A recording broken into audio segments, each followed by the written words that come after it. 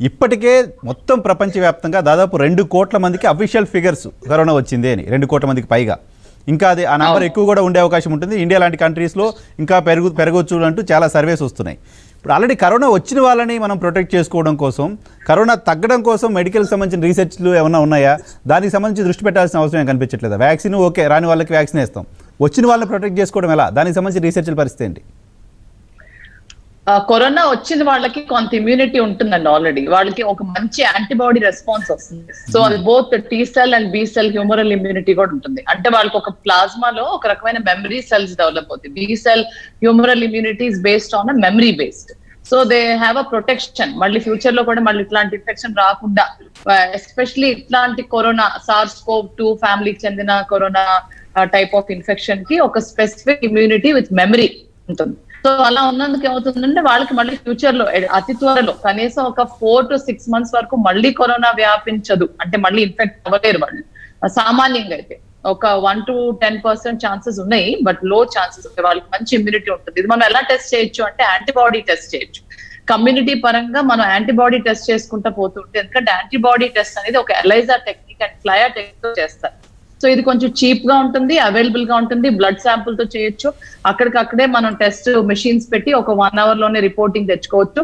So community పరంగా ఎంత మందికి వచ్చి వెళ్ళిపోయింది ఆర్ ఎంత మంది ఇమ్యూన్ ఉన్నారు అనేది తెలుసుకోవడానికి యాంటీబాడీ టెస్ట్ చేస్తాం. సో ఇది టెస్ట్ చేసినప్పుడు పాజిటివ్ వచ్చిన ఇండివిజువల్స్ అందరూ కూడా హర్డ్ ఇమ్యూనిటీకి చెందారు, వాళ్ళు మళ్ళీ కూడా ఈ వైరస్ ని త్వరలో కాంట్రాక్ట్ చేసుకోరు అని అర్థం అనమాట. అంటే మనకి ఇప్పుడు ఢిల్లీలో చేశారండి, మొన్న యాంటీబాడీ టెస్టింగ్ చేశారు. కమ్యూనిటీ ఊరికే ఇట్లా కమ్యూనిటీ పరంగా చేశారు. ప్రతి ఇంటికి వెళ్ళి ప్రతి ఏరియాకి వెళ్ళి చేస్తే వాళ్ళకి ఏం తెలిసిందంటే 29% of the population in new Delhi based on the testing is immune. అందుకే వాళ్ళకి ఆల్రెడీ వచ్చేసింది. సేమ్ ఇదే టెస్టింగ్ మళ్ళీ మనం ధారావిలో చేశారు. ధారావిలో ముంబైలో చేశారు. చేస్తే అక్కడ 42% పీపుల్ కి ఇమ్యూనిటీ ఉందంట, యాంటీబాడీ టెస్ట్ పాజిటివ్ ఉన్నాయి. సో ఎందుకంటే అది ఇంకా క్లోజ్ డెన్స్ పాపులేషన్ ఏరియా కాబట్టి ధారావిలో చేయటం తేలికైంది వాళ్ళకి. ఒక దగ్గరికి వెళ్తే కొన్ని వేల టెస్ట్ గబగబా ఒక ఫ్యూ అవర్స్ లో చేసేయగలిగారు. ఎక్కువ మంది పాపులేషన్ కవర్ చేశారు. చేసిన పాపులేషన్ లో 40% మందికి యాంటీబాడీస్ ఉండటం ఏంటో చూడండి. అంటే అదొక హర్డ్ ఇమ్యూనిటీ డెవలప్ అయిపోయింది. ఒక చిన్న ఏరియాలో ఎక్కువ మంది ఉండటం వలన వాళ్ళందరికీ వచ్చేసి రికవర్ అయిపోయారు. అయితే ఈ వచ్చి రికవర్ అయిన వాళ్ళకి ఓన్ గా ఒక ఇమ్యూనిటీ డెవలప్ అవుతుంది. దాన్ని మనం కమ్యూనిటీ పరంగా హర్డ్ ఇమ్యూనిటీ అంటాం, కానీ దాన్ని ప్రూవ్ చేసే విధానం ఏమీ లేదు. మళ్ళీ మనకి డిజీజ్ వస్తుందా రాదా అనేది టైమే ప్రూవ్ చేస్తుంది. ఇంకోటి ఏంటంటే వాళ్ళకి యాంటీబాడీ టెస్ట్ తో మనం కొంతవరకు ప్రూవ్ చేయొచ్చు. యాంటీబాడీస్ పాజిటివ్ ఉన్నా సరే ఫ్యూచర్ లో వాళ్ళకి డిజీజ్ రాదనేది మనం ఎట్టి పరిస్థితుల్లోనూ ప్రూవ్ చేయలేం. అది ఎవరికి వాళ్ళకి ఇండివిజువల్ ఇన్నేట్ ఇమ్యూనిటీ బట్టి ఆధారపడి ఉంటుంది. కానీ ఆల్రెడీ వచ్చి వెళ్ళిపోయిన వాళ్ళ యాంటీబాడీస్ అంటే అప్పటికప్పుడే within the next 6 weeks convalescent ప్లాస్మాతో మనం మళ్ళీ అది మనం ఉపయోగించుకోవచ్చు. ఆ డేటాని మనం ఉపయోగించుకోవచ్చు, ఒక స్టడీకి ఒక రీసెర్చ్ కి వాడుకోవచ్చు. కన్వల్సెంట్ సీరం ని మళ్ళీ మనం ఆల్రెడీ ఇన్ఫెక్ట్ అయిన కరోనా పేషెంట్స్ కి ఇస్తే కొంతవరకు ఇమ్యూన్ వాళ్ళు తొందరగా ఇందులోంచి బయటపడే అవకాశం ఉంటుంది. ఆ కరోనా వైరస్ ని న్యూట్రలైజ్ చేసే యాంటీబాడీస్ కనుక వాళ్ళు త్వరగా రికవరీకి అవకాశం ఉంటుంది. అందుకనే కన్వల్సెంట్ ప్లాస్మా డోనర్ బ్యాంక్ ఒకటి క్రియేట్ చేయాలని అందరూ ఒకరికొకళ్ళు ముందుకు వచ్చి మన సోషల్ మీడియా ద్వారా ఫోన్ ద్వారా ఒక సిస్టమ్ ఏర్పరచుకుని కన్వల్సెంట్ ప్లాస్మా డోనర్స్ ని మనం ఎక్కువగా ఎంకరేజ్ చేయడానికి కారణం అదే అనమాట. మనకి హర్డ్ ఇమ్యూనిటీ ప్లస్ వ్యాక్సిన్ రెండు ఆర్మ్స్ గా డెవలప్ అవుతున్నాయి. రెండు side by side, hand by 2 shoulders అన్నట్టుగా ఉంది. ఇప్పుడు వ్యాక్సిన్ వచ్చే 4 నెలల్లో మన దేశవ్యాప్తిగా 40% హర్డ్ ఇమ్యూనిటీ డెవలప్ చేసుకుంటామేమో. ఎందుకనంటే 20% of the people already infect అవుతున్నారు. ఇంకొక 20% సైలెంట్ క్యారియర్స్ గా తెలిసి టెస్ట్లు ఎప్పుడు చేయకోకుండా ఇన్ఫెక్ట్ అవుతున్నారు. సో ఇద్దరికి కూడా ఇమ్యూనిటీ వస్తుంది. మిగిలిన 60% కి వ్యాక్సిన్ ఉపయోగపడుతుంది. అది రిలీజ్ అయినాక ఒక 4 to 6 months లో హోప్ఫుల్లీ త్వరగా రిలీజ్ అవుతుందేమో. ఈ phase 3 క్లినికల్ ట్రయల్స్ వేగంగా జరుగుతున్నాయి కనుక మనకి ఇంకొక 2 months లో ఇవి పూర్తవుతాయి. ఇంకొక 1 month లో స్టాటిస్టికల్ అనాలిసిస్ అండ్ అప్రూవల్స్ వచ్చేసి సైంటిఫిక్ గా ఆర్ మార్కెటింగ్ వైజ్ గా రెడీ అవుతాయి అని నా ఆశ. రైట్. సాయి కృష్ణ గారు, ఇప్పటికే వచ్చి తగ్గిపోయిన చిన్న ఇంటర్వెన్షన్ ప్లీజ్ సార్. మీరు అడిగారు సెకండరీ ఇన్ఫెక్షన్ మళ్ళీ రీఇన్ఫెక్షన్ రావచ్చా? ఇప్పటి వరకు జరిగినటువంటి మొత్తం ప్రపంచంలో కేసులో not even single case is reported with a Covid మళ్ళీ సెకండ్ టైం కూడా ఎఫెక్ట్ అయినట్లు ఎక్కడ రిపోర్ట్ లేదండి.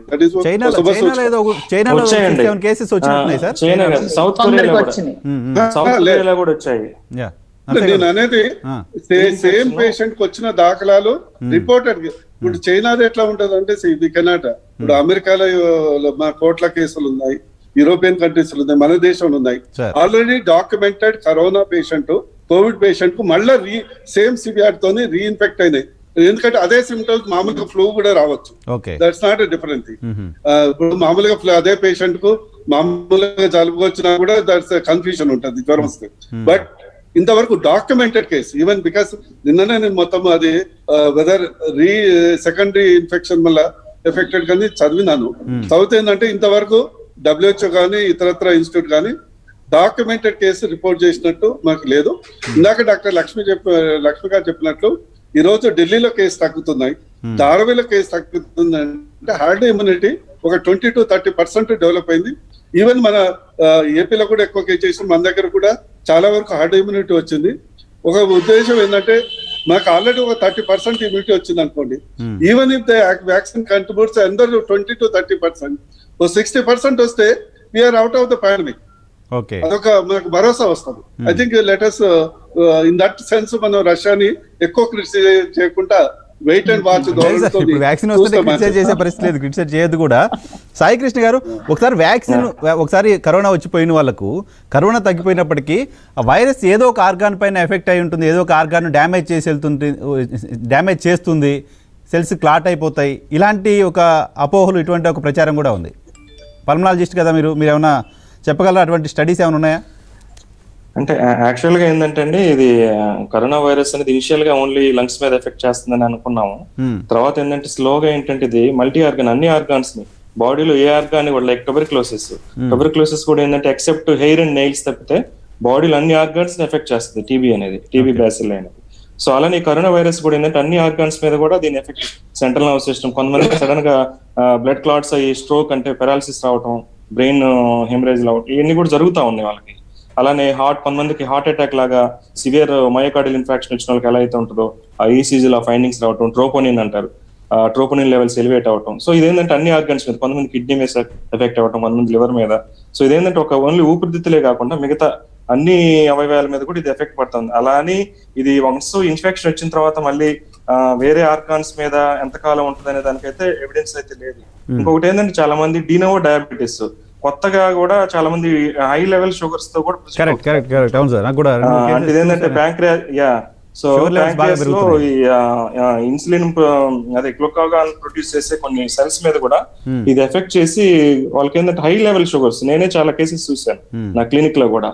వాళ్ళకి క్లాసికల్ గా కరోనా సిమ్టమ్స్ ఉన్నాయి, వాళ్ళకి షుగర్స్ లెవెల్ చూస్తే మీకు షుగర్ ఉందంటే మాకు లేదండి అన్నారు. అంటే యంగ్ ఫెయిలర్స్ కూడా అరౌండ్ 35 బిలో 40 years వాళ్ళకి కూడా 200 అబౌవ్ షుగర్స్ కూడా చూడటం జరుగుతా ఉంది.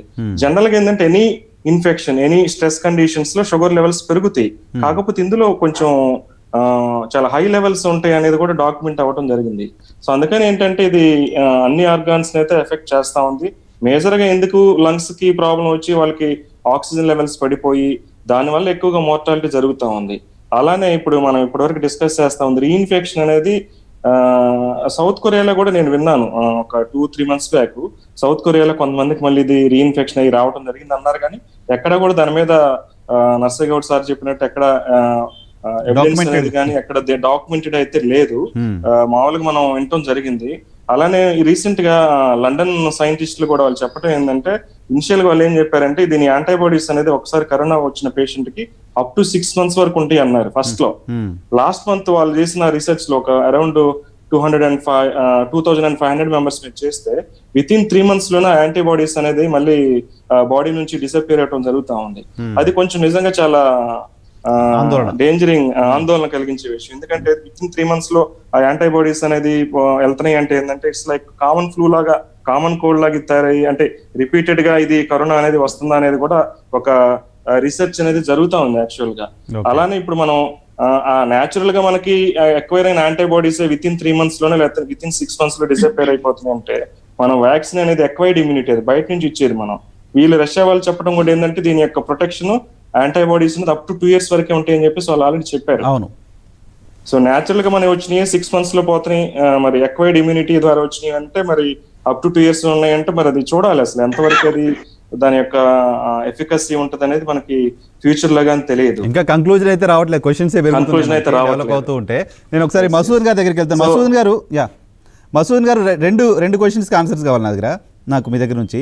హర్డ్ ఇమ్యూనిటీ గురించి మాట్లాడుతున్నాం. హెర్డ్ ఇమ్యూనిటీ వచ్చిన తర్వాత కూడా వైరస్కి సంబంధించిన సెకండ్ వేవ్ ఉంది, మళ్ళీ థర్డ్ వేవ్ ఉంటుంది, ఇలాంటి వార్తలు కూడా వస్తున్నాయి. సెకండ్ వేవ్ థర్డ్ వేవ్కి ఏమైనా అవకాశం ఉందా? ఒకటి. రెండు, మనం ఇంతకుముందు కూడా ఒకసారి మాట్లాడుకున్నాం, మ్యూటేషన్స్, వైరస్ మ్యూటేషన్ చెంది చైనాలో స్టార్ట్ అయిన వైరస్కి ఇప్పుడు మన దగ్గర ఉన్న వైరస్కి చాలా మ్యూటేషన్స్ ఉన్నాయి. దాదాపు 17-18 రకాల మ్యూటేషన్స్, ఆర్ఎన్ఏ స్ట్రక్చర్స్ మనం ఐడెంటిఫై చేసామని చెప్తున్నారు. ఈ వ్యాక్సిన్ వస్తే ఏదో ఒక డిఎన్ఏ స్ట్రక్చర్ ఉన్న వైరస్కు మాత్రమే పరిమితం అవుతుందా? ఈ మొత్తం ఇప్పుడు 17-18 రకాలు ఏదైతే ఆర్ఎన్ఏ స్ట్రక్చర్స్ ఉన్న వైరస్ని ఐడెంటిఫై చేసామో వీటన్నిటికి కూడా అది పనిచేసే పరిస్థితి ఉంటుందా? మొదటి ప్రశ్న అయితే ఈ సెకండ్ వేవ్ థర్డ్ వేవ్ అంటున్నారు కదా, అదన్నీ కూడా మీరు ఇప్పుడు ముందర ప్యానలిస్ట్ చెప్పిన సంగతులకి లింక్ అయింది అది. ఎందుకంటే ఈ సెకండ్ వేవ్ ఎప్పుడు వస్తుంది మనలో ఇమ్యూనిటీ లేనప్పుడు. బికాజ్ ఈ వైరసెస్ మనలో ఎప్పటి నుంచో ఉన్నాయి. ఇప్పుడు అందరూ చెప్పేది ఏంటంటే ఈ సార్స్ మెర్స్ కాకుండా ఇంకొక 4 ఈ కరోనా వైరస్ చెందిన ఫ్యామిలీ వైరస్లు మన పాపులేషన్ లో ఎప్పటి నుంచో ఉన్నాయి. కానీ వాటి ఎఫెక్ట్, వాటి క్లినికల్ కాన్సిక్వెన్సెస్ అంత ఎక్కువ లేవు. అందుకని మనకున్నా లేదా తెలియనట్టే. కానీ ఈ కరోనా వైరస్ లో దాని వల్ల వచ్చే కష్టాలు ఎక్కువ కాబట్టి దాన్ని నోటీస్ ఎక్కువ చేస్తున్నాం. ఎందుకంటే ఇప్పుడు అంతా ఈ క్వారంటైన్ వల్ల మొత్తం అంత వ్యాపార పరిస్థితి అంతా కూడా అప్లాగుతం అయిపోయింది. అందుకని దీని ఇన్ఫెక్టివిటీ అనేది, ఇమ్యూనిటీ అనేది ఒకసారి డెవలప్ అయితే అది ఎంతవరకు స్టేబుల్ అనేది అందరూ అడిగే ప్రశ్న. ఇప్పుడు రష్యా వాళ్ళు 2 ఏళ్ళు అంటున్నారు, కొంతమంది ఏమో 3 నెలల తర్వాత యాంటీబాడీస్ పోయినట్టున్నారు. ఇప్పుడు యాంటీబాడీస్ పోయినా ఆ మెమరీ సెల్స్ కనుక డెవలప్ అయితే సెకండ్ లెవెల్ ఆఫ్ వేవ్ కి ఎఫెక్టివ్ గా పనిచేస్తాయి, అది కూడా ఉంది. అందుకని ఈ సెకండ్ వేవ్ థర్డ్ వేవ్ వస్తుంది అనేదంతా కూడా మనకి ఎంత బాగా ఇమ్యూనిటీ డెవలప్ అవుతుందని దాన్ని బట్టి ఉంటుంది. ఇందాక చెప్పినట్టు సాయి కృష్ణ గారు చెప్పినట్టు అదే కనుక ఆ ఇన్ఫ్లుయెన్జా వైరస్ అనుకోండి, దాన్ని న్యాచురల్లీ దాన్ని 6 months తర్వాత దాని యాంటీబాడీస్ పోతాయి. అప్పుడు మళ్ళీ తప్పనిసరిగా ఇంకొక ఇంజెక్షన్ వ్యాక్సినేషన్ చేసుకోవాల్సిన అవసరం. సో ఇలా చూసుకుంటే ఆ సెకండ్ వేవ్ అనేది వేరే అనేది కూడా చెప్పలేము. ఇప్పుడు అంటే వస్తుందా రాదా అనేది చెప్పలేము. బికాజ్ అన్ని కూడా మన రోగ నిరోధక శక్తి ఎంత వరకు దాని పరిమితి ఉంది అనేది దాన్ని బట్టి ఉంటుంది. కాబట్టి దాని మీద ఇప్పుడు మనకి ఏ విషయాలు తెలియదు కాబట్టి అందుకని దాని మీద ఎక్కువ కామెంట్ చేయలేము. రెండో విషయానికి వస్తే ఈ మ్యూటేషన్స్ అంటే, ఈ మ్యూటేషన్స్ అయితే చాలానే కనిపిస్తున్నాయి. కానీ ఇక్కడ మెయిన్ గా ఇప్పుడు మీరు చూసుకుంటే అన్ని క్లినికల్ ట్రయల్స్ కూడా స్పైక్ ప్రోటీన్ మీదే జరుగుతున్నాయి. ఆ రిసెప్టర్ బైండింగ్ డొమైన్లు వాటిల్లో, అంటే మెయిన్ గా రిసెప్టర్ బైండింగ్ డొమైన్ అంటే ఆ స్పైక్ ప్రోటీన్ లో పోర్షన్ మన బాడీలో కణాల్లో ఉన్న ప్రోటీన్ తోటి ఎక్కడ బైండ్ అవుతుంది అనే ఆ రీజియన్ ఎంట్రీ పాయింట్ ఆ ప్రోటీన్ మీద ఎక్కువ చేస్తున్నారు. వాటిల్లో మ్యూటేషన్స్ మరీ అంత అంటే వైపరీత్యంగా లేవు. There is one mutation, people are saying అంటే D2A అని ఒక మ్యూటేషన్ ఉందన్నమాట. అది ఎక్కువ, దానివల్ల ఎక్కువ ఇన్ఫెక్టివిటీ ఉందని కూడా ఒకటి ఉంది. కానీ అది ఇవన్నీ కూడా కొంచెం ఛాన్స్ ఈవెంట్స్. అది ఎంతవరకు నిజము, ఎంతవరకు ఛాన్స్ ఈవెంట్ అనేది చెప్పడం కష్టం. ఎందుకంటే ఒక దేశంలోకి ఒక ఇన్ఫెక్టెడ్ మనిషి వస్తే వాళ్ళలో ఉన్న వైరస్ అందరికీ స్ప్రెడ్ అయిపోతుంది. అందువల్ల అది చాలా పవర్ఫుల్ అని చెప్పడానికి ఆస్కారం లేదు. ఎందుకంటే మిగతా మ్యూటేషన్లు మనం ప్రవేశపెట్టలేదు కాబట్టి. అందుకని ఇటువంటివి అయితే అన్ని ఉన్నాయి. కానీ ఇవన్నీ కూడా ఈ మ్యూటేషనల్ ట్రేట్స్, మ్యూటేషనల్ అంటే రకరకాలమైన జన్యు పరివర్తనలు ఎంతవరకు వ్యాక్సిన్ కింద ఎఫెక్ట్ పడుతుంది అనేది చాలా తక్కువ. ఎందుకంటే ఇవన్నీ అందరూ ఏ కంపెనీ చూసుకున్నా సరే వాళ్ళు మల్టిపుల్ స్ట్రాటజీస్ వాడతారు. ఎవరు తీసుకున్నా సరే ఒక 5 రకాలు 6 రకాల డిఫరెంట్ ప్రోటీన్లు తయారు చేసి వాటి ద్వారా చేస్తారు. ఎందుకంటే వాళ్ళు ఆల్రెడీ, ఎందుకంటే ఈ వ్యాక్సిన్ డెవలప్మెంట్ అనేది చాలా కాలం పడుతుంది కాబట్టి ఒక్క స్ట్రాటజీ మీద ఎవరు వెళ్ళరు. ఇప్పుడు భారత్ బయోటెక్ ఉంది, వాళ్ళు 3 రకాల ప్రయోగాలు చేస్తున్నారు. అన్ని కంపెనీలు ఒక వ్యాక్సిన్ ట్రయల్ చేస్తున్నారంటే వాటిలో అది ఒకటే ట్రయల్ కాదు, వాళ్ళ దగ్గర రకరకాలవి అన్ని మొదలు పెడతారు. అందులో ఏది సక్సెస్ అవుతుందో అది. ఎందుకంటే అందరికీ తెలిసిన విషయం 90% of the vaccine trials fail అవుతాయి. ఓకే, అందువలన ఫెయిల్యూర్ రేట్ ఎక్కువ కాబట్టి మీరు ఫెయిల్యూర్ రేట్ కాకుండా మంచి వ్యాక్సిన్ తయారు చేసే పరిస్థితి కలగజేసుకుంటారు అనేది ఎక్కువ ఆప్షన్స్ తీసుకుంటారు. అందులో ఏం చేస్తుందో తెలియదు. ఎందుకంటే ఇమ్యూనిటీ అనేది చాలా కాంప్లికేటెడ్ అన్నమాట. అది ఇలా బిహేవ్ చేస్తుంది, అలా బిహేవ్ చేస్తుంది అని ముందరే చెప్పడం చాలా కష్టం. అందుకనే ఇప్పుడు ఇందాక ప్యానలిస్ట్ కూడా అన్నట్టు ఈ అసలు పట్టు దొరకట్లేదండి అంటారు. కొంతమందికి యాంటీబాడీస్ తగ్గిపోతున్నాయి, కొంతమందికి ఏమో ఈ రకరకాల ఆర్గాన్ డ్యామేజెస్ అవుతున్నాయి, కొంతమంది కావటం లేదు, బ్లడ్ క్లాట్స్ అవుతున్నాయి. ఇలాంటివన్నీ కూడా చూసుకుంటే రకరకాలుగా ఎఫెక్ట్ వస్తున్నాయి. కానీ ఇవన్నీ కూడా టైం పడుతుంది అనమాట అర్థం చేసుకోవడానికి. అందుకని వ్యాక్సిన్ పరంగా మ్యూటేషన్లు అంత సీవియర్ ఎఫెక్ట్ ఉంటాయి అనుకో డెవలప్మెంట్ లో. తర్వాత ఫెయిల్ అవే ఈ మ్యూటేషన్ వల్ల అది ఫెయిల్ అవుతుందని కూడా చెప్పలేము. ఎందుకంటే ఫెయిల్ అవ్వదు అనే కాన్ఫిడెన్స్ ఉందా? ఎందుకంటే మ్యూటేషన్స్ ఇంకా పెరుగుతూ పోతున్నాయని చెప్తున్నాం మనం. మ్యూటేషన్స్ కొత్తగా ఏం జరుగుతున్నాయో తెలియకుండా ఇప్పుడు వ్యాక్సిన్ ఇచ్చేస్తే మ్యూటేషన్ తర్వాత వైరస్ వచ్చి అటాక్ చేస్తే సేఫ్ గా ఉండొచ్చు, సెక్యూర్ గా ఉందని చెప్పి ధైర్యంగా ఉండొచ్చు. ఇప్పటివరకు మనకి హెచ్ఐవి మీద వ్యాక్సిన్ అనేది కూడా రాకపోవటానికి అంటే ఇప్పుడు మీరు మ్యూటేషన్స్ అంటే ఒక వైరస్ ఒక కణంలోకి వెళ్ళి బయటకు వస్తే అందులో వచ్చే దాని తాలూకు పిల్ల వైరస్లు చూసుకుంటే అందులో అన్నింట్లోనూ మ్యూటేషన్స్ ఉంటాయి. ఇప్పుడు కొన్ని వేల, ఒక 50-60 వేల వైరస్లు మనం సీక్వెన్స్ చేసాం. ఆ వెరైటీలు చూస్తే చాలా మ్యూటేషన్లు ఉంటాయి. అవన్నీ పెద్ద వాటి వల్ల కాన్సిక్వెన్సెస్ అసలు ఉంటాయని అనేది ఎవరికి అంటే ఉండవు అనమాట కాన్సిక్వెన్సెస్. అందులో ఇప్పుడు ఎస్పెషల్లీ ద ఫోకస్ అంతా కూడా స్పైక్ ప్రోటీన్ ఉంది కాబట్టి అందులో ఉన్న మ్యూటేషన్ చూసుకుంటే అవన్నీ పెద్ద ఎఫెక్ట్ అయ్యే అవకాశం లేదు. దానివల్ల డెవలప్ చేసిన వ్యాక్సిన్ సడన్ గా ఫెయిల్ అయిపోతుందని చెప్పడం కూడా చాలా అంటే ఊహాగానాలే. సో మ్యూటేషన్ సంబంధించి ఆందోళన అవసరం లేదు మనకి. వచ్చిన వ్యాక్సిన్ ధైర్యంగా ఉండొచ్చు ఆ వ్యాక్సిన్ తీసుకుని. రకరకాల వ్యాక్సిన్ ట్రై చేస్తారండి. అందుకని ఒక కంపెనీ ఒక ప్రోటీన్ చేస్తారు, ఒక 5-6 రకాలు చేస్తుంది, ఒకటే చేయదు. అందులో ఇలాంటి వాటి అవుతుందని ముందరే తెలుసు అందరికి. అందుకని అవి కూడా వాటి ముందరే వాళ్ళ ప్లానింగ్ లోనే చేసుకుంటారు. అందుకని మరీ అంత వరి అవ్వాల్సిన అవసరం లేదు. రైట్. లక్ష్మి గారు థ్యాంక్ యూ అండి నాకు ఇచ్చారు. అంటే ఏం లేదు, మ్యూటేషన్స్ గురించి చెప్తుంటే ఆయన మధుసూదన్ గారు I wanted to add something. మనకి వుహాన్ లో ఉన్నప్పుడు ఎల్ స్ట్రెయిన్ అని తెలుసుకున్నారంటే ఎక్కువగా ఎల్ స్ట్రెయిన్. ఇప్పుడు ఇండియాలో ఐసీఎంఆర్ రీసెర్చ్ ఫైండింగ్స్ ఇవి నిన్న పబ్లిష్ చేశారు. దట్ మెల్లిమెల్లిగా కొంచెం జనవరి వచ్చేపాటికి జీ స్ట్రెయిన్ తర్వాత వి స్ట్రెయిన్ వచ్చిందని చెప్తున్నారు. మళ్ళీ ఇప్పుడు లేటెస్ట్ గా ఏప్రిల్ మే నుంచి జిఆర్ అని జిహెచ్ అని 2 రకాల స్ట్రెయిన్స్ జీనోమిక్ మ్యూటేషన్స్ అవి. అంటే వైరస్ కి లోపల ఉన్న కోర్ స్ట్రక్చర్ ప్రోటీన్ కాకుండా స్పైక్ ప్రోటీన్స్ కాకుండా జీనోమిక్ వేరియేషన్స్ స్లోగా వస్తున్నాయని, అందువల్ల మనకి ఇక్కడ ఫెటాలిటీ రేట్ చాలా తక్కువగా ఉందని, అంటే మోర్టాలిటీ రేటు చనిపోవటం తక్కువగా ఉందని. అందులో ఇంకొక స్ట్రెయిన్ ఆయన చెప్పినట్టుగా D2A1 అనే ఒక స్ట్రెయిన్ మాత్రం బాగా హైలీ మోర్టల్ స్ట్రెయిన్ అని, అది కొన్ని చోట్ల వచ్చినందుకు మనకి క్విక్ గా లంగ్ లో ఇన్ఫెక్షన్ వచ్చి కార్డియోపల్మనరీ అరెస్ట్ దాకా వెళ్ళిపోయి వెంటిలేటర్స్ మీద పెట్టి వాళ్ళు ఇంకా బతికించుకోలేకపోయాం చిన్న వయసుతో సంబంధం లేకుండా.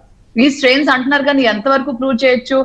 మనం ఒక ఇండివిజువల్ గా వచ్చిన జీనోమిక్ వేరియేషన్ ని, clinical effects of that and మళ్ళీ వాళ్ళకి డెవలప్ అయిన ఇమ్యూనిటీ ఎలా ప్రూవ్ చేయొచ్చు అనేది ఒక చాలా కష్టమైన పని.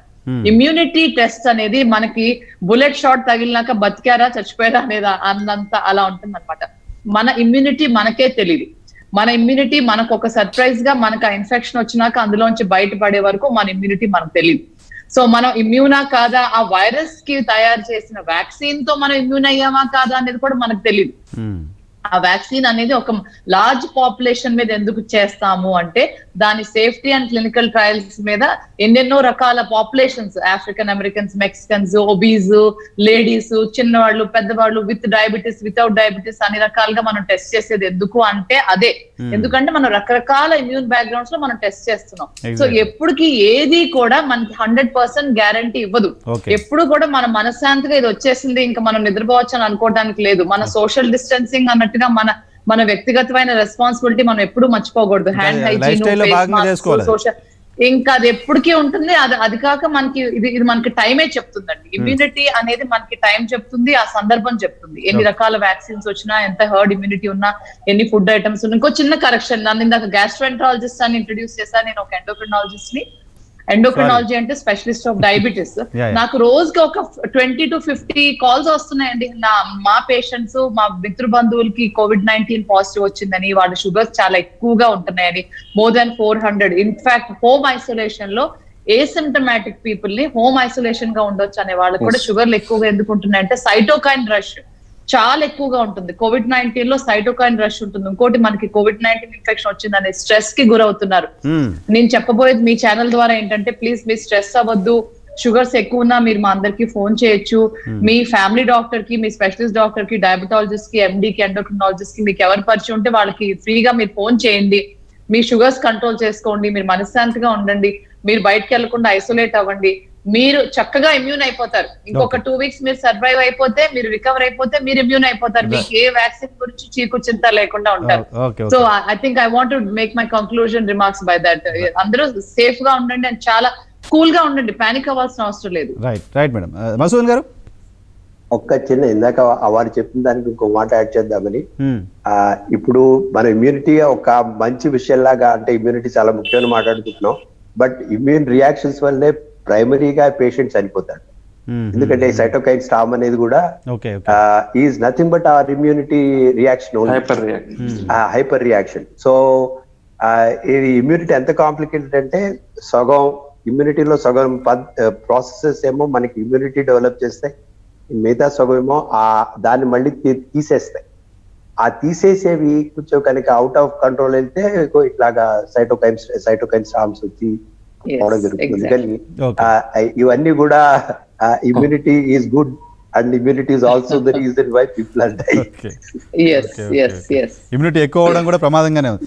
సాయి కృష్ణ గారు మీరేమైనా యాడ్ చేస్తారా? సాయి కృష్ణ గారు అదే అంటే ఇప్పుడు మన సైటోకైన్ స్ట్రామ్ రావడానికి కూడా హైపర్ మన ఇమ్యూనిటీ రెస్పాన్స్ రావటం వల్ల ఇంటర్లూకిన్స్ అనేవి, సైటోకైన్స్ అనేవి రిలీజ్ అవటం వల్ల వాటి వల్ల ఈ సైడ్ ఎఫెక్ట్స్ అనేవి వచ్చేసి డిఫరెంట్ ఆర్గన్స్ ఎఫెక్ట్ చేసి జరుగుతా ఉంది. సో ఏదైనా కానీ ఇప్పుడు వ్యాక్సిన్ అనేది ఇంకా దానికి ఇంకా మార్కెట్ లోకి రావాలి, ఇంకా మన ఇండియా వరకు రావాలి. మనం ఫైనల్ గా చెప్పాలనుకుంది ఏంటంటే మన ప్రజలకు కూడా వ్యాక్సిన్ అనేది ఇంకా టైం పడుతుంది, కానీ అందరూ కూడా ఇంకా జాగ్రత్తలు తీసుకోవాలి. ఏదో వ్యాక్సిన్ వచ్చేసింది కదా అని చెప్పేసి సక్సెస్ అయింది కదా, డిస్టెన్స్ అన్ని వదిలేసి చేయొద్దండి. డేంజర్ బెల్ట్స్ అయితే ఇంకా మోగుతూనే ఉన్నాయి. ఎస్పెషల్లీ మన ఆంధ్ర రాష్ట్రంలో కూడా కేసుల సంఖ్య అనేది, మరణాల సంఖ్య అనేది కూడా బాగా ఎక్కువగా ఉంది. అందరూ జాగ్రత్తలు తీసుకోండి. అలానే మనం ఇప్పుడు అందరూ ప్యానలిస్ట్ చెప్పినట్టు కూడా మాస్క్ అనేది మన జీవితంలో ఇప్పుడే కాదు, కమింగ్ ఒక ఆల్మోస్ట్ కొన్ని ఇయర్స్ వరకు కూడా మాస్క్ అనేది కూడా ఒక నిత్యం ధరించాల్సిన అవసరం ఎంతైనా వచ్చే అవకాశం ఉంది. అందుకని అందరూ కూడా తగు జాగ్రత్తలు తీసుకొని అగైన్ మళ్ళీ అలానే SMS, social distance, mask and ఇది శానిటైజేషన్ కూడా అది మాత్రం ఎవరైనా ఫాలో అవ్వాల్సింది. అవే మనకు ఆత్మరక్షణ, స్వీయ రక్షణ కూడా. రైట్. బోరనర్సే గారు ఫైనల్ గా కంక్లూడ్ చేస్తూ మీరేమని చెప్పగలరా? ఇండియా ఇప్పుడు రష్యన్ వ్యాక్సిన్ ని దిగుమతి చేసుకోవచ్చా? అక్కడ పూర్తిగా అసలు ఏం జరుగుతుందో వెయిట్ చేయాల్సిన అవసరం ఉందా? ఇమీడియట్ గా వ్యాక్సిన్ వచ్చింది, పెద్ద పాపులేషన్ ఉన్న కంట్రీ కాబట్టి మనం తీసుకొని ముందు మన వాళ్ళందరికీ ఇక్కడ ఇవ్వాల్సిన అవసరం కనిపిస్తుందా? నా ఒకటి మీకు చెప్పదలుచుకున్నాను. మనకు what is available information bites right కంటే ఇంటర్నల్ గా చాలా వర్క్ జరుగుతుందండి. There are many companies already made millions of the doses ready. Okay. With the expectation that vaccine is going to be successfully in the third phase of the clinical trials, and millions of the doses already companies ready just పెట్టాయి. That is the situation. Immediately they are ready to release into the market millions of the doses. చాలా countries, America కానీ, Europe కానీ, England కానీ, France కానీ, even west Asian countries కానీ, Arab countries కానీ billions of the doses already book చేసుకున్నాయి. Doses కూడా ready అయినాయి. That is inside information. అందుకొరకు మాకు ప్రజలందరికీ మీకు చెప్పదలుచుకుంది ఏంటంటే, మోస్ట్ ఇంపార్టెంట్ మన ఇండియాలో ఏంటంటే మోర్టాలిటీ రేటు చాలా తక్కువ ఉన్నది. ప్రజలు భయపడాల్సిన దగ్గర భయపడట్లేదు, భయపడాల్సి వద్ద ఎక్కడ భయపడొద్దో అక్కడ భయపడుతున్నారు. అది ప్రధాన సమస్య. ఏదైతే మన బర్త్డేలు, ఫంక్షన్లు చేయొద్దని పదే చెప్తున్నామో అక్కడ భయపడతలేదు. వచ్చిన తర్వాత 99% రికవర్ అవుతారు. Chances of dyeing is only 1%. Chances of dyeing is more in the road accident than the corona virus అని చాలా మందికి తెలియదు. నువ్వు రోడ్ మీద పోతే నువ్వు chance of dyeing is much more than chances of dyeing from the Covid. That is the reality situation. Actual number of death మనకు ఏపీలో, మన తెలంగాణలో తగ్గినాయి because less number of road accidents and other problems. ఎందుకంటే home quarantine. అందుకు మీరు భయపడాల్సింది SMS పాటించకుండా భయపడాలి, వచ్చిన తర్వాత భయపడద్దు. And situation is very rosy మీరు భయపడకండి. మీరు నేను ఒకటే అన్నిసార్లు గత 4 నెలలు వ్యాక్సిన్ వస్తుంది, మీకు సురక్షితంగా ఉంటారు, పోకుండా చూసుకునే బాధ్యత మీది. దాన్ని పాటించాల్సింది కేవలం SMS, that is social distance, mask and sanitiser. అది ₹1 కూడా ఖర్చు కాదు. అందుకొరకు మీరు భరోసాగా ఉండండి. ప్రభుత్వం అన్ని చేస్తున్నది, మీ డాక్టర్లు అన్ని చేస్తున్నారు, రీసెర్చ్ కమ్యూనిటీ అంతా వర్క్ చేస్తుంది. Only thing is we need a little cooperation from the public to stay alive till that time. Thank you. Right sir, thank you very much. Masudan గారు, లక్ష్మీ లావణ్య గారు, చిన్న విషయం ఇంకొక లాస్ట్ గా నేను చెప్పబోయేది ఏంటంటే, ఇప్పుడు వ్యాక్సిన్ రావాలి అని అందరూ కూడా అదొక ఎంత ఆశగా చూస్తున్నారో, but at the same time అందరూ ఆలోచించిన విషయం ఏంటంటే, ఇప్పుడు ఒక కంపెనీ ఒక వ్యాక్సిన్ డెవలప్ చేయాలంటే ఎనీవేర్ బిట్వీన్ $0.2 to $0.6 billion అవుతుంది. And for example heard immunity వచ్చి ఇది అవసరం లేదనుకోండి, ఆ నష్టాలు ఎవరు భరిస్తారు అని ఒకటి ఉంటుంది. అని కంపెనీ భరిస్తుందా, కంపెనీ ఎందుకు అంత రిస్క్ తీసుకోవాలి ప్రజల కోసం, ఇటువంటివన్నీ కూడా అందరికీ ఆలోచనలో రావాలి. అందుకని తప్పకుండా అందరూ కూడా వ్యాక్సిన్ రావాలని ఎంత ఆశగా చేస్తున్నావు, దానికి నువ్వేం చేస్తున్నావు అంటే గవర్నమెంట్కి ఏమన్నా గవర్నమెంట్ ఎట్లా సపోర్ట్ చేస్తుంది, మనం ఇచ్చే డబ్బులే కదా. అది వ్యాపార పరంగా చూస్తే ఇప్పుడు మీరు మిగతా వైరస్లు చూస్తే సెర్స్ వైరస్ డెవలప్ చేశాక అది వ్యాధి రోగస్తులు చాలా తక్కువ అవడంతో అది డెవలప్ కంప్లీట్ కాల. అట్లానే ఇప్పుడు ఒక 6 months తర్వాత అంతా డెవలప్ అయింది అనుకోండి, 6 months తర్వాత హెర్డ్ ఇమ్యూనిటీ వచ్చింది అనుకోండి, ఆ కంపెనీలు ఏవైతే but at the same time ఈ టైంలో మనం వాటి కోసం ఎంత ఆశగా ఎదురు చూస్తున్నామో, ఇది ఒక కాన్డ్రమ్ అన్నమాట. ఇది అందరూ అర్థం చేసుకోవాల్సిన విషయం. రైట్ సార్, ఒక వర్డ్ చెప్పండి మసూద్ గారు. ఇండియాకి సంబంధించిన వ్యాక్సిన్ పైన కూడా ఆశలు పెట్టుకోవచ్చా? ఇంతకుముందు మీరు చెప్పినట్టుగా ఈ క్యాలెండర్ ఇయర్ లో ఇండియాలో వ్యాక్సిన్ వస్తుంది అనుకోవచ్చా? ఇన్యాక్టివేటెడ్ వైరస్ తోటి చాలా అది సక్సెస్ఫుల్ స్ట్రాటజీ. సో అది తప్పకుండా అది పనిచేస్తుంది. ఎందుకంటే ఇటువంటి చాలా వరకు వాడారు. ఇది ఏదో పెద్ద కొత్త స్ట్రాటజీ ఏం కాదు. లైక్ ఎడినో వైరస్ రష్యా వాళ్ళ దానిలాగానే ఇది కూడా చాలా వెరీ యాక్సెప్టెడ్ ప్రొసీజర్. కానీ అందరూ చెప్పినట్టు సాయి కృష్ణ గారు చెప్పినట్టు ఎఫికసీ అనేది చాలా ముఖ్యం. భద్రత అనేది లావణ్య గారు ఏంటి ఒకటే ఒక వర్డ్ చెప్తాను. మనం ఎప్పుడు కూడా ఫ్యూచర్ లోకి వెళ్తే యాంగ్జైటీ వస్తుంది, పాస్ట్ లోకి వెళ్తే డిప్రెషన్ వస్తుంది. ప్రెసెంట్ లో ఉంటేనే హ్యాపీగా ఉంటాం. We should enjoy the moment. ఎట్లా మూమెంట్ ఎంజాయ్ చేసేది? బీ సేఫ్టీగా ఉంటేనే మనం ఎంజాయ్ చేస్తాం. ఎందుకంటే ఆశ పెట్టుకుంటే నిరాశ వస్తుంది, ఆశ లేకుండా నిరాశ లేదు. సో మనం ఉన్న ప్రస్తుతం పరిస్థితుల్లో ఏం చేయాలి దాని మీద ధ్యాస పెడదాం. మన ఎథిక్స్ మర్చిపోవద్దు. మృతదేహాల్ని దహన సంస్కారం చేయకుండా రిజెక్ట్ చేయటం గానీ, ప్రభుత్వాలను ఎత్తిపడటం గానీ, పక్కన వాళ్ళకి ఎవరికో కరోనా వచ్చిందని వాళ్ళు ఎత్తివేయటం గానీ, అవును మనకు వచ్చిందని భయపడిపోవటం గానీ, అది లివింగ్ ఇన్ ద మూమెంట్ అంటే అదే. ఇప్పుడు ఈ క్షణంలో మనం ఎలా బతకాలి దాని మీద ధ్యాస పెట్టుకుంటే మన ఫ్యూచర్ మీద యాంగ్జైటీ లేకుండా, ఆశ నిరాశ అవ్వకుండా మనం ఎంతో హాయిగా జీవించవచ్చు. దాంతో నేను I will conclude. Right madam, thank you very much. Lakshmi Lavanya గారు, బోర నరసయ్య గౌడ్ గారు, మసూదన్ గారు, సాయి కృష్ణ గారు, థ్యాంక్ యూ వెరీ మచ్ చర్చలో పార్టిసిపేట్ చేసినందుకు. వ్యాక్సిన్ వచ్చేసింది, వ్యాక్సిన్ వస్తుంది. ఇప్పుడు కాకపోతే రేపో ఇండియా వ్యాక్సిన్ కూడా వస్తుంది. వ్యాక్సిన్ వస్తుంది కానీ ప్రజలుగా మనం చేయాల్సింది, ప్రజలుగా మన బాధ్యత SMS పాటించాల్సిందే. ఖచ్చితంగా మనం సోషల్ డిస్టెన్స్ పాటించాల్సిందే. మన బాధ్యత ప్రకారం మనం ఈ సోషల్ డిస్టెన్స్ పాటిస్తూ, శానిటైజేషన్ చేస్తూ, మాస్క్ ధరిస్తూ కంటిన్యూస్గా ఇంకో కొంత కాలం పాటు మెయింటైన్ చేయాల్సిన అవసరం అయితే కనిపిస్తుంది. వ్యాక్సిన్ వస్తుంది అనే ధైర్యంతో వీటన్నిటిని మెయింటైన్ చేయకుండా వదిలేస్తే ప్రమాదం పెరిగే పరిస్థితి కూడా ఉంటుంది. పానిక్ అవ్వాల్సిన అవసరం లేదు. పానిక్ అవ్వాల్సింది వైరస్ రాకముందు, వైరస్ వచ్చిన తర్వాత దాంతో ఫైట్ చేయడం మాత్రమే మార్గం అని చెప్తున్నారు. వ్యాక్సిన్కి సంబంధించి రష్యన్ వ్యాక్సిన్ని పాజిటివ్గానే చూడాల్సిన అవసరం ఉంది. రష్యన్ వ్యాక్సిన్స్ ఇప్పటికే ట్రయల్స్ అక్కడ కంటిన్యూ అవుతున్న నేపథ్యంలో ఆ తర్వాత ఇండియాకు కూడా అది అక్కడ సక్సెస్ అవుతే ఇక్కడ కూడా వ్యాక్సిన్ వచ్చే అవకాశం ఉంటుంది. ఈలోపు ఇండియాకి సంబంధించిన వ్యాక్సిన్ సంబంధించిన ట్రయల్స్ కూడా జరుగుతున్న నేపథ్యంలో ఖచ్చితంగా ఒక పాజిటివ్ వాతావరణం అయితే ప్రస్తుతం కరోనా వ్యాక్సిన్కి సంబంధించి కనిపిస్తోంది. ఇది వాటి మార్నింగ్ ఇష్యూలో పార్టిసిపేట్ చేసిన నలుగురు డాక్టర్లకు ధన్యవాదాలు. చూస్తూనే ఉండండి ABN ఆంధ్రజ్యోతి.